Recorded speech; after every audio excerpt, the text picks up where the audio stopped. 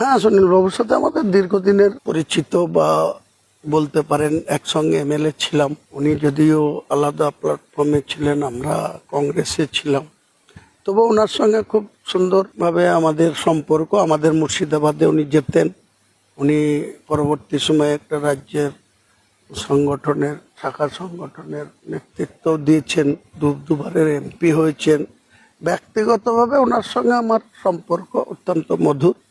তাই আমি কালকেই ওনাকে ফোন করেছিলাম যে আমি একটু হুগলি যাব বর্ধমান হয়ে, তো আপনাকে কি বর্ধমানে পাবো, একবার দেখা করব। তো উনি বলেছিলেন আমি কলকাতায় আছি, তো কখন হতে পারে, আলাম দুপুরবেলায় ব্যাক করার টাইমে আপনাদের, তাই ওই জন্য দেখা। দেখুন, রাজনীতিতে কোনোটাই সম্ভব অসম্ভব, কোনোটাই রাজনীতিতে এই শব্দটা কখন সম্ভাবনা দেখা দেয়, কখন অসম্ভব হয়, কখন সম্ভব হয়, এটা